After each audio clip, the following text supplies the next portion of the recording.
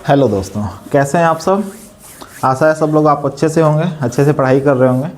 आज हम लोग इंडियन मैप की सीरीज का पहला स्टेट पढ़ने वाले हैं। हम लोगों ने इससे पहले वर्ल्ड मैप की सीरीज स्टार्ट की थी, जो हमने कुछ हद तक कवर किया है। आज हम लोग इंडियन मैप की सीरीज़ का पहला लेक्चर लेकर के आ रहे हैं, जिसका टाइटल है जम्मू एंड कश्मीर।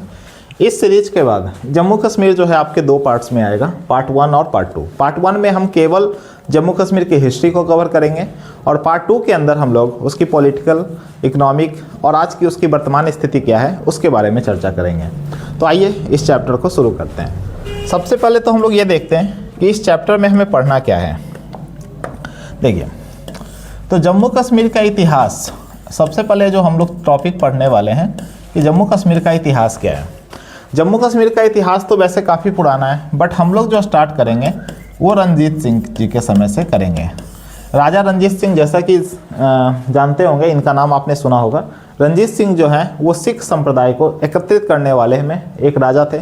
इन्होंने ही क्या किया था, जम्मू कश्मीर के ऊपर शासन व्यवस्था कुछ समय तक किया था।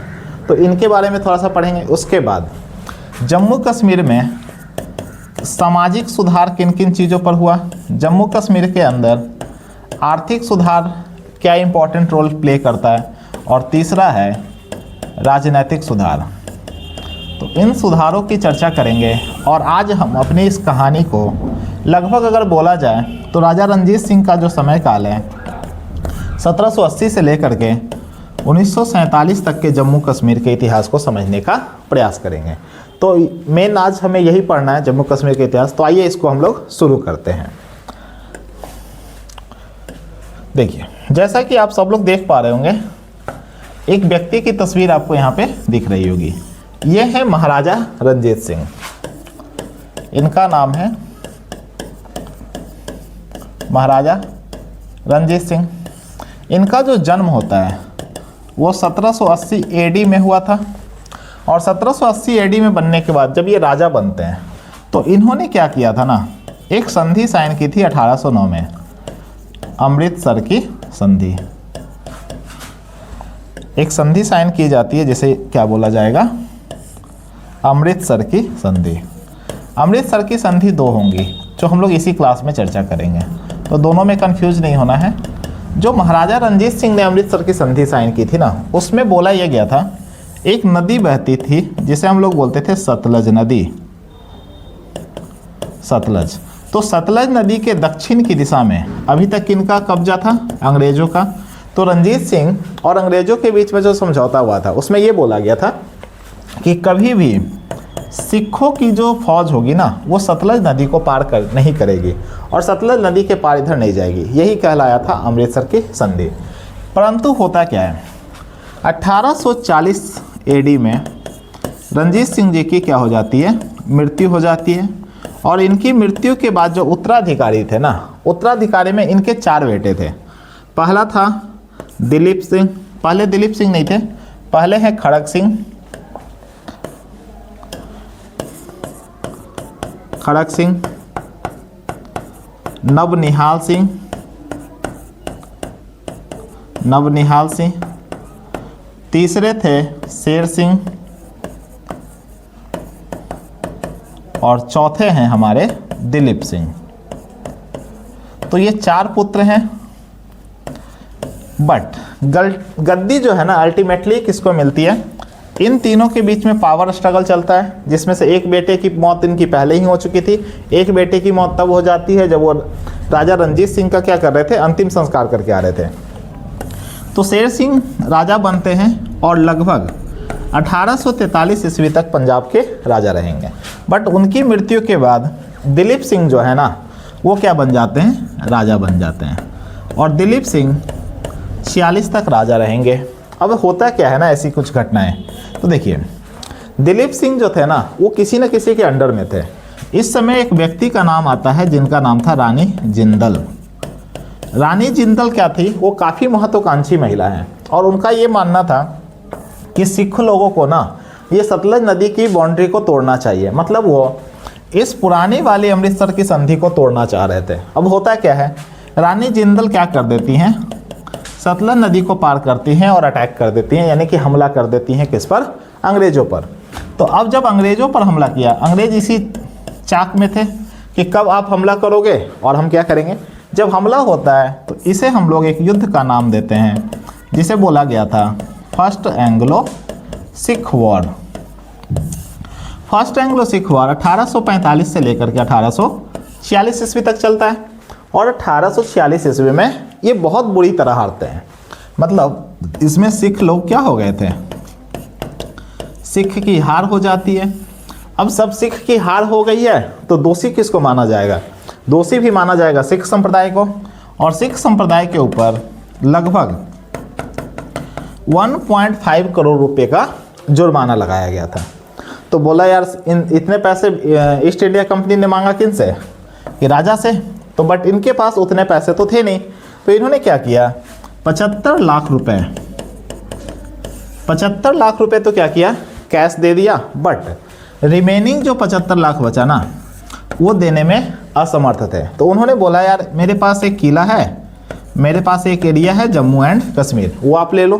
तो 75 लाख रुपए में जम्मू एंड कश्मीर पूरा का पूरा बेच दिया जाता है ईस्ट इंडिया कंपनी के द्वारा। किसे, एक व्यक्ति हैं जिनका नाम क्या है गुलाब सिंह। तो गुलाब सिंह को बेच दिया जाएगा और गुलाब सिंह ने ही जम्मू कश्मीर में अब क्या करेंगे 1846 में एक वंश की स्थापना की जाती है जिसे हम लोग क्या बोलेंगे डोगरा वंश। यहाँ पर एक पॉइंट हमारा छूट गया है। पॉइंट ये था कि आखिरकार जम्मू कश्मीर रंजीत सिंह के पास गया कैसे था। तो उसकी कहानी ये है, महाराजा रंजीत सिंह ने 1819 ईस्वी में किसको अपने अधिकार में कर लिया था, जम्मू और कश्मीर को अपने अधिकार में कर लिया था। तो तब से वो किनके पास था, राजा रंजीत सिंह के पास था। इससे पहले भी 1813 1814 में जम्मू कश्मीर जीतने का प्रयास किया गया था, बट पूर्ण रूप से 1819 ईस्वी में क्या होता है रंजीत सिंह ने जीता था। और इसी में जो गुलाब सिंह को बेचा गया ना 75 लाख रुपए में जो गुलाब सिंह को बेचा गया, तो इसे एक और संधि के नाम से जानते हैं। इसे भी हम लोग किस नाम से जानेंगे, इसे भी बोला जाएगा अमृतसर की संधि। तो उम्मीद है कि आप लोग यहाँ तक की कहानी को समझ पाए होंगे।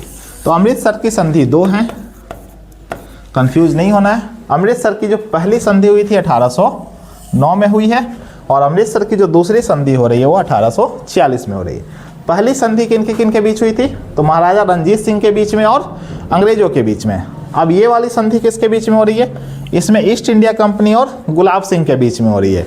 गुलाब सिंह को वो बेच दिया जा रहा है कितने में, 75 लाख रुपए में। तो इससे कहानी के थोड़ा सा हम आगे और बढ़ाते हैं। ये आप यहाँ पे तस्वीर देख पा रहे होगे, ट्रीटी ऑफ अमृतसर, और ये वही पत्र है जिसमें कि 75 लाख रुपए की नगद राशि पर यह किसको बेच दिया गया, गुलाब सिंह जी को बेच दिया जाता है। और गुलाब सिंह ने कौन से वंश की स्थापना की थी, इन्होंने डोगरा वंश की स्थापना कर दी। कहाँ पे, जम्मू कश्मीर में। अब ये डोगरा वंश ही है जो कि कहाँ तक चलेगा, डोगरा वंश ही है जो अंग्रेजों तक ही चलने वाला है। तो आइए इसकी कहानी को हम लोग देखते हैं। देखिए आप डोगरा वंश के देख पा रहे हो, तो पहले व्यक्ति का नाम है गुलाब सिंह, दूसरे जो व्यक्ति हैं रणवीर सिंह, तीसरे हैं प्रताप सिंह और चौथे हैं हरि सिंह। प्रताप सिंह जो है ना, प्रताप सिंह का कोई अपना उत्तराधिकारी था नहीं, लेकिन इनके भाई कौन थे, एक इनके भाई हैं अमर सिंह। अमर सिंह के पुत्र हैं कौन, हरि सिंह। मतलब एक तरह से उनके भतीजे हुए। यहाँ पे ये पॉइंट आप नोट करिएगा। और लगभग 1952 ईस्वी में ही क्या होता है, इस वंश की समाप्ति हो जाती है और डोगरा वंश को समाप्त करके, डोगरा वंश की समाप्ति इस समय तक 1992 ईस्वी तक हो जाती है। अब हम लोग कुछ काम हरि सिंह के कार्यों की चर्चा करते हैं। हरि सिंह, क्योंकि अंग्रेजों और कॉन्फ्लिक्ट जो होगा सबसे ज़्यादा किनके बीच में होगा, अंग्रेजों और हरि सिंह के बीच में होता है। तो देखिए हरि सिंह जी जो हैं 1915 से लेकर के 1925 तक, उस ऐसा नहीं था कि शुरुआत में ही राजा बन गए थे। अगर आप यहाँ पे देख पा रहे होगे तो आप इनका समय काल देख सकते हो 1925 ईस्वी में, ठीक है, 1925 से लेकर 1952 तक। तो ये 1925 तक ये कार्य वगैरह सीख रहे थे। 1915 से 1925 तक ये क्या बनते हैं, वो ये बनते हैं कमांडर इन चीफ। तो ये बनाए गए थे, कमांडर इन चीफ बनाए जाते हैं शुरुआत में। उसके बाद 1925 से लेकर के 52 तक ये क्या रहेंगे, जम्मू कश्मीर के राजा रहेंगे।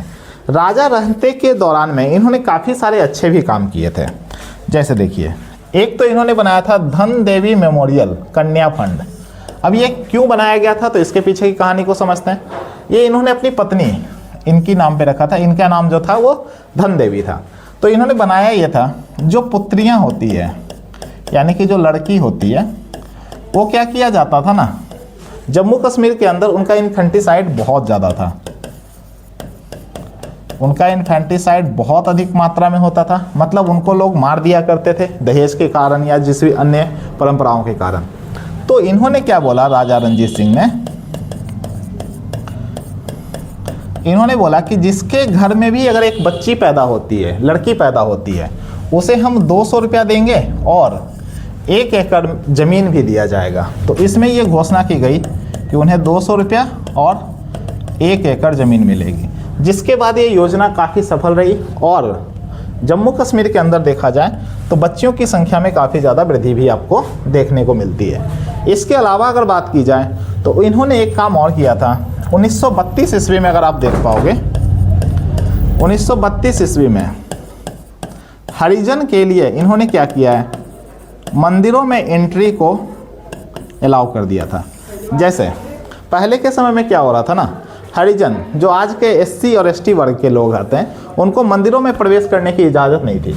तो 1932 ईस्वी में ही इन्होंने क्या बोला कि हरिजन भाई लोग भी क्या कर सकते हैं, मंदिर में जाकर के पूजा वगैरह कर सकते हैं, उनको भी किसी प्रकार की कोई भेदभाव का सामना नहीं करना पड़ेगा। इसके अलावा 1928 ईस्वी में इन्होंने वो एक एक्ट लेकर के आते हैं जिसको बोला जाता है लैंड एलियनेशन एक्ट। अब लैंड एलियनेशन एक्ट था क्या, मतलब इसका ये था कि अगर आपके पास कृषि योग्य भूमि है तो आप जब भी उसको बेचोगे ना, तो उस पर फिर से क्या होनी चाहिए, कृषि हुई होगी।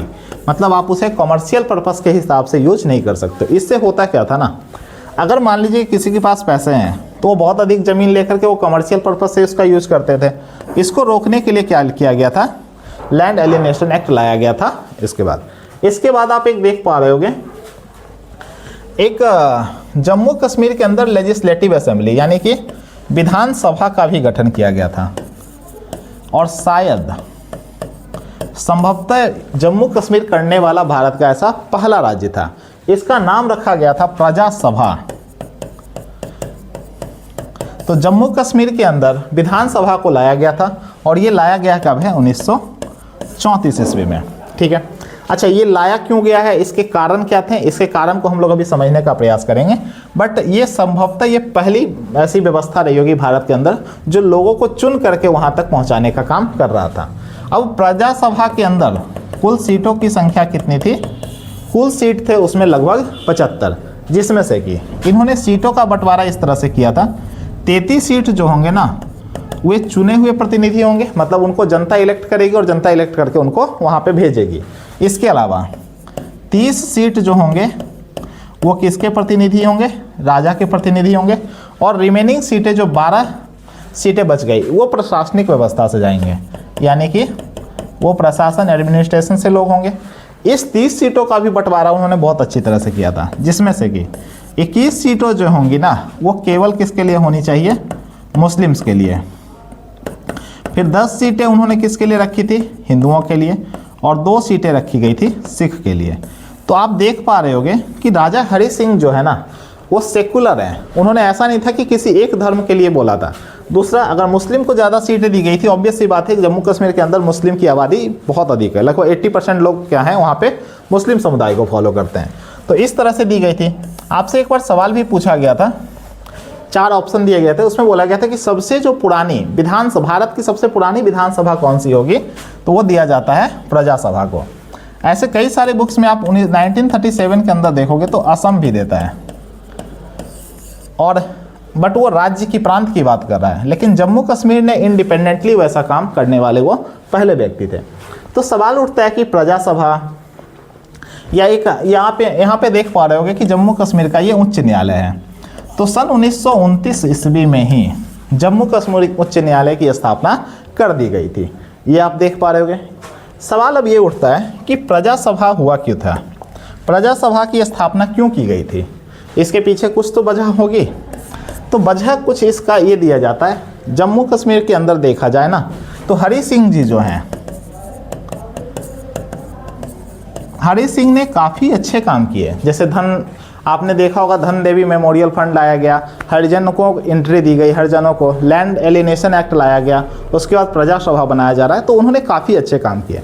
बट होता है ना कि बोलते हैं कि कुछ बदनामी वाले भी काम हो जाते हैं, जिसमें एक काम ये हुआ था,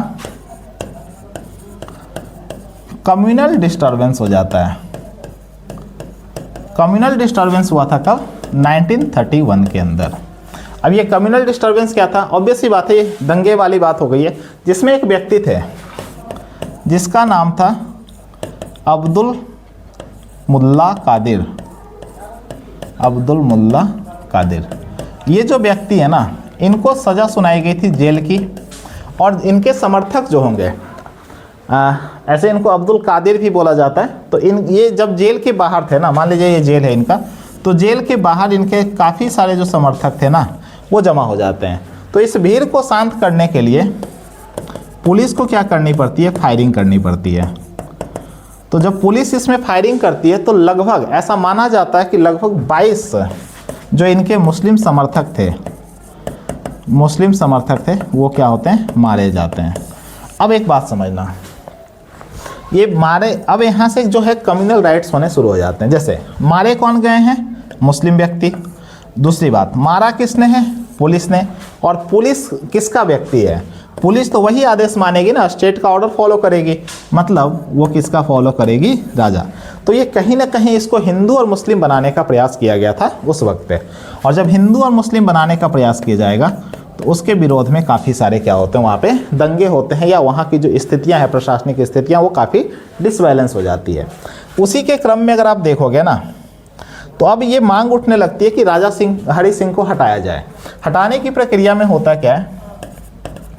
all Jammu and Kashmir Muslim conference की स्थापना की जाती है। यह स्थापना हुआ था कब? 1932 AD में। और इसका मेनली मकसद ही यही था कि हमें क्या करना है, हमें इन चीज़ों से मुक्ति चाहिए, या हमें और राइट्स की आवश्यकता होगी।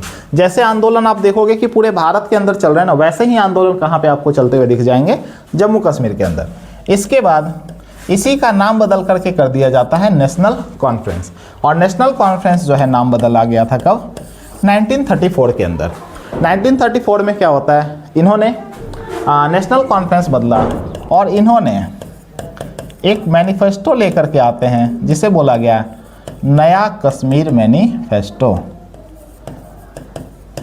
नया कश्मीर मतलब हमें बिल्कुल नया कश्मीर चाहिए, और ये घटनाएं इसी तरह चलती है।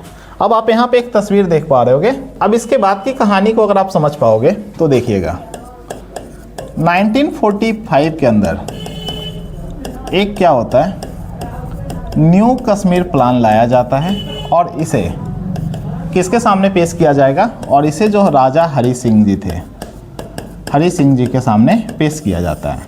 सवाल ये था, आप अगर पिछले बार में देख पा रहे होगे तो नया कश्मीर मैनिफेस्टो तो लाया गया 1934 के अंदर, और उसमें बहुत सारी बातें बोली गई थी। लेकिन उसके बाद लंबे समय तक आप देख पाओगे ना, तो लंबे समय तक बहुत सारी मांगें नहीं हो पा रही है, जिसका प्रमुख कारण बस ये था कि 1939 से लेकर के 1945 तक पूरे विश्व में एक युद्ध चल रहा है जिसे हम लोग क्या बोलते हैं? World war 2। और नया कश्मीर प्लान के तहत क्या किया जाता है, उनको ये बात बोली जाती है कि हमें भी क्या चाहिए, हमें भी संसद दो, हमें भी संविधान बना के दो, हमें भी राइट्स चाहिए, जैसे कि आंदोलन भारत के अंदर चल रहे थे। उसी दौरान में क्या होता है, सन 1946 ईस्वी में जैसे एक आंदोलन चला था 1942 ईस्वी में, क्विट इंडिया मूवमेंट, उसी तरह से एक आंदोलन कश्मीर के अंदर चलाया जाता है, क्विट कश्मीर मूवमेंट, मतलब कश्मीर छोड़ो।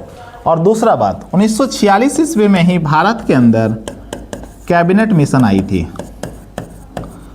और कैबिनेट मिशन के अंदर भारत में क्या चल रहा था, अगर इंडिया के पर्सपेक्टिव से आप देखोगे तो इंडियन नेशनल कांग्रेस और मुस्लिम लीग, इन दोनों ने संविधान सभा की मांग को स्वीकार कर लिया था। अभी तक टू नेशंस की थ्योरी पर अड़े हुए थे मोहम्मद अली जिन्ना साहब, लेकिन फिर भी उन्होंने क्या किया था, संविधान सभा की मांग के लिए वो एक्सेप्ट हो जाते हैं और संविधान में शामिल होने की भी बात की जाती है। अब जब ये आंदोलन चल रहा है तो कैबिनेट मिशन से क्या होता है ना, कैबिनेट मिशन से जम्मू कश्मीर मतलब जो नेशनल कॉन्फ्रेंस के जो लोग थे, नेशनल कॉन्फ्रेंस का के लोग वो भी जा कर के मिलेंगे और उन्होंने भी क्या डिमांड रखी, उन्होंने भी डिमांड रखी कि हमें भी क्या चाहिए, हमें भी अपनी संविधान सभा चाहिए, हम भी अपना क्या बनाएंगे, हम भी अपना संविधान बनाएंगे। बट अब राजा जो है क्या वो इस बात की इजाज़त देगा? ऑब्वियस सी बात है वो इजाज़त नहीं देगा। तो राजा जो हरि सिंह जी हैं उन्होंने क्या किया, उन्होंने जितने भी नेशनल कॉन्फ्रेंस के लगभग जितने भी नेता थे उन सबको क्या किया, अरेस्ट कर लेते हैं और अरेस्ट करके उनको कहाँ डाल दिया जाता है, जेल में डाल दिया जाता है। अब इसी में एक कहानी फेमस होती है, ये जो आप इनकी तस्वीर देख पा रहे होंगे ये है हमारे शेख अब्दुल्ला साहब।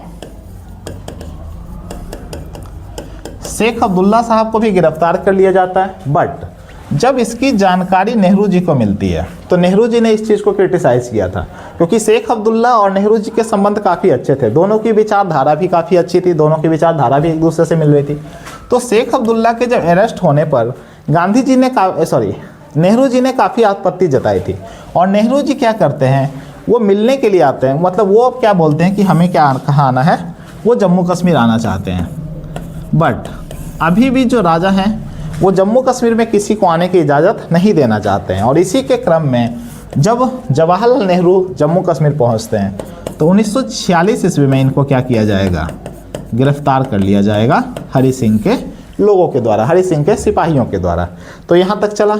इसके बाद होता क्या है, 1946 में ये सारी घटनाएं का क्रम हो रहा है, लेकिन अब इसके बाद कुछ घटनाएं होती हैं तो उस घटनाओं पर हम लोग जोर देते हैं। देखिएगा, अब 1946 से वो सारी चीज़ें चल रही हैं, फिर एक ब्रिटिशर्स के द्वारा एक कानून लाया जाता है, उस कानून को हम लोग क्या बोलते हैं, इंडियन इंडिपेंडेंस एक्ट 1947। और इस एक्ट में बोला ये गया था कि हम क्या कर रहे हैं ना, हम सभी को बांट रहे हैं। जैसे ये तो तय था कि एक देश बनेगा भारत और दूसरा देश बनेगा पाकिस्तान, लेकिन अब राजबाड़ाओं का क्या होगा, जितने राजबाड़ा हैं भारत के अंदर उनके लिए क्या व्यवस्था की गई। तो देखो, राजबाड़ाओं की संख्या थी उस वक्त पे 565, तो 565 में से लगभग उस वक्त के हिसाब से 549 प्रांत किस में शामिल हो गए थे, भारत में शामिल हो गए। और जबकि 13 जो राजबाड़ा थे वो किसके साथ चले गए, वो चले गए हैं पाकिस्तान के साथ। और 3 ने बोला कि हम कैसे रहेंगे, स्वतंत्र रहेंगे। ठीक है, तो इन 3 में पहला जो नाम था ना वो कौन थे, जम्मू एंड कश्मीर। दूसरा व्यक्ति जो थे वो थे हैदराबाद और तीसरा जो था वो जूनागढ़ था। हालांकि बाद में ये दोनों शामिल हो जाते हैं। हैदराबाद जो है वो ऑपरेशन पोलो के तहत शामिल होगा और जूनागढ़ जो है वो जनमत संग्रह के माध्यम से भारत में शामिल हो जाता है। बट हम यहाँ कहानी किसकी पढ़ रहे हैं, जम्मू कश्मीर की।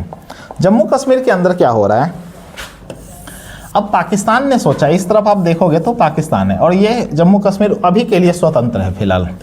तो होता क्या है, जम्मू कश्मीर पाकिस्तान से ना कुछ आतंकवादी आना शुरू हो जाते हैं, कहाँ पे, इस क्षेत्र में। और वो चाहते क्या थे कि वो चाहते थे कि पूरे का पूरा जम्मू कश्मीर किस में मिल जाए, पाकिस्तान में मिल जाए। और उन्होंने क्या किया, कुछ हिस्सा जो है वो कब्जा लेते हैं। ये हिस्सा आप देख पा रहे होगे, तो ये हिस्सा किसके पास चला गया, इसे वो लोग बुलाते हैं आज़ाद कश्मीर, हम इसे बोलते हैं POK।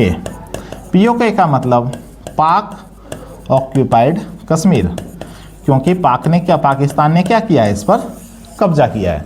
ये उस वक्त की ऐसी स्थिति थी ना देश में कि जैसे आप लोग बस में बैठते होगे तो रुमाल फेंका और जिस सीट पर रुमाल गिरा वो सीट उसकी हो जाती है। तो जो क्षेत्र जिसको मिल रहा था वो कब्जा करने का प्रयास कर रहा था। तो पाकिस्तान ने ये कुछ क्षेत्र जो है वो कब्जा कर लिया था। अब होता क्या है, जम्मू कश्मीर की जो राजधानी है ना वो कहाँ थी, श्रीनगर।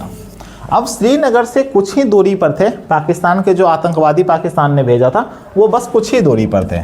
इनके बीच की दूरी जब थोड़ी सी बची थी, तब राजा हरि सिंह को समझ में आया कि अगर हमने कुछ एक्शन नहीं लिया तो हमारे हाथ से जम्मू कश्मीर चला जाएगा।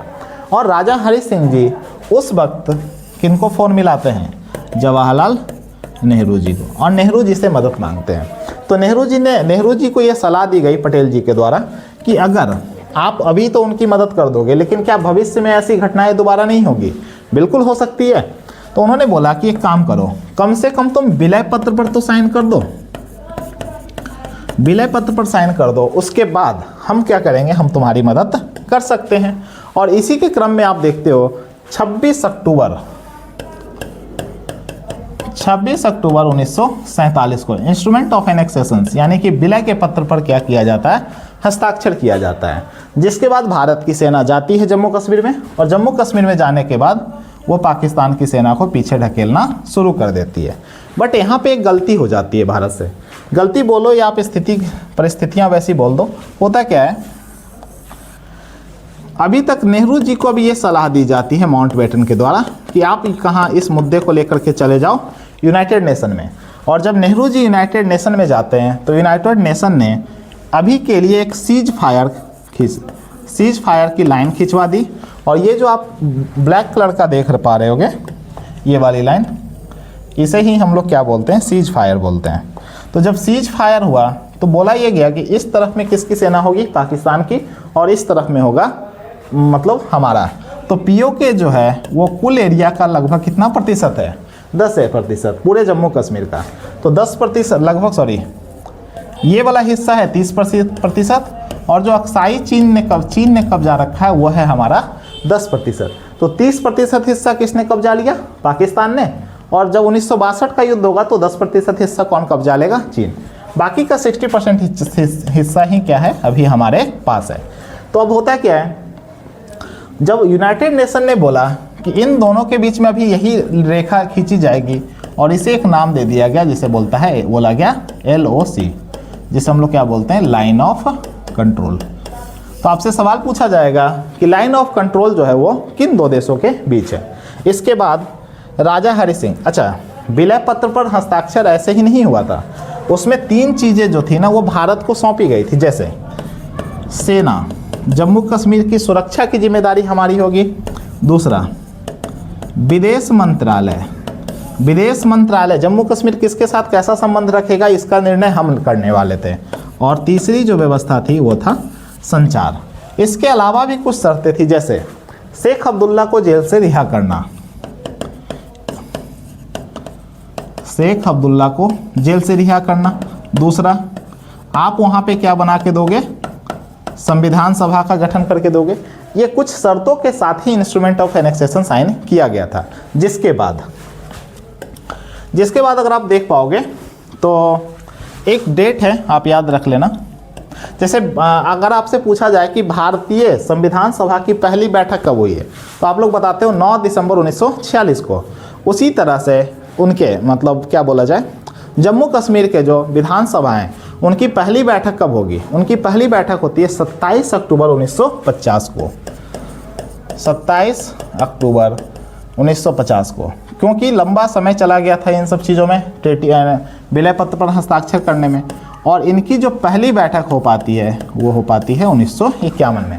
आप यहाँ पे कुछ लोगों को देख पा रहे होंगे, ये है जम्मू कश्मीर विधानसभा के कुछ सदस्य हैं जो कि क्या करते हैं उस समय ये बनते हैं, उनके सदस्य बनते हैं। और इसी कार्यकाल के दौरान जम्मू कश्मीर का पहला PM भी बनाया जाता है। तो जम्मू कश्मीर के जो पहला PM थे वो थे मेहर चंद महाजन। ये कौन है? मेहर चंद महाजन। हालांकि ये बहुत लंबा समय नहीं रहता है, 1947 से लेकर के 1948 तक ही रहेंगे।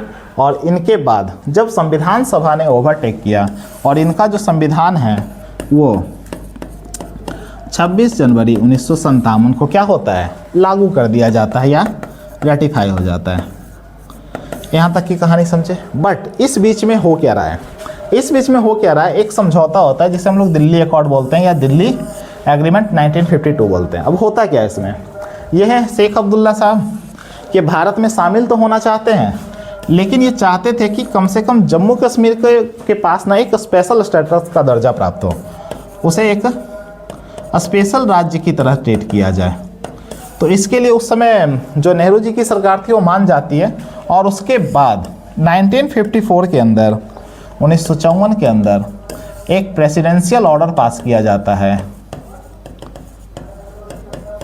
प्रेसिडेंशियल ऑर्डर पास किया जाता है, और उस प्रेसिडेंशियल ऑर्डर के तहत भारत के संविधान में धारा 370 और धारा 35A को जोड़ दिया जाता है, जो जम्मू कश्मीर को एक स्पेशल राज्य का दर्जा देने वाला था।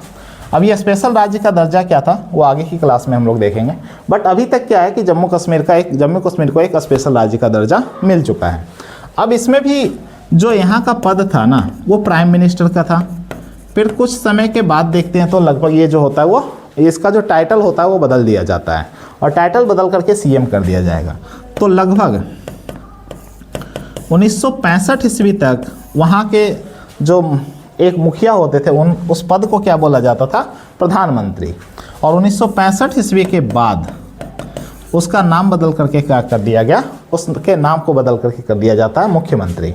इसके बाद अगर आप देख पाओगे तो देखिए, मतलब अगर मैं बोलूँ 1957 से लेकर के 1965 ईस्वी तक वहाँ कौन सा पद रहा है, प्रधानमंत्री का, और 1965 के बाद वहाँ के पद को बदल दिया जाता है CM के द्वारा। अब ये जो प्रावधान था ना आर्टिकल 370 और आर्टिकल 35A, ये एक देश दो विधान जैसी व्यवस्था थी। इसे क्या बोला जाता था, एक देश दो विधान। मतलब देश तो भारत ही है, भारत का वो अभिन्न अंग है, लेकिन विधानसभाएं या भारत के जो सीधे कानून होते थे वो डायरेक्टली वहाँ पे लागू नहीं किए जा सकते थे। उनको अपने प्रिजर्वेशंस के लिए कुछ राइट्स दिए गए थे। बट होता क्या है, सन 2014 की घटना है, वहाँ पे एक PDP और BJP इन दोनों की मिली हुई सरकार बनती है, और फाइनली इस मिली हुई सरकार से BJP क्या करती है, 2018 ईस्वी में विड्रॉ कर लेती है। तो विड्रॉ करने के बाद विड्रॉ यानी कि उसने सरकार को जो समर्थन दे रखा था उस समर्थन से उन्होंने हाथ खींच लिया। तो जब ऐसी स्थितियां हुई तो सरकार गिर जाती है, और वहाँ पे क्या लग जाता है, वहाँ पे राष्ट्रपति शासन लग जाता है। और इसी राष्ट्रपति शासन के फ़ायदा उठा करके एक बिल पेश किया जाता है सबसे पहले कहाँ पे, राज्यसभा में, और उसके बाद लोकसभा में। और जब ये बिल दोनों जगहों से पास हो जाता है तो फाइनली 31 अक्टूबर 2019 को भारत के राष्ट्रपति उस पर साइन कर देते हैं, और जम्मू कश्मीर को जो स्पेशल राज्य का दर्जा प्राप्त हुआ था वो अब क्या हो जाता है, समाप्त हो जाता है। और फाइनली जम्मू कश्मीर को तोड़ दिया जाता है, जिसमें एक लद्दाख को एक अलग केंद्र शासित प्रदेश बनाया जाता है, और दूसरा जम्मू को एक अलग केंद्र शासित प्रदेश बनाया जाता है। अभी की व्यवस्था के अनुसार इस केंद्र शासित प्रदेश के अंदर विधानसभा भी कार्यरत है। तो भारत में कुल 3 आज के समय केंद्र शासित प्रदेश ऐसे हो गए हैं जहां पर की विधानसभा है। पहला है आपका दिल्ली, दूसरा है पुडुचेरी, और तीसरा है जम्मू। तो इस तरह से हम लोगों ने 1947 तक के इतिहास को जम्मू कश्मीर का पढ़ने का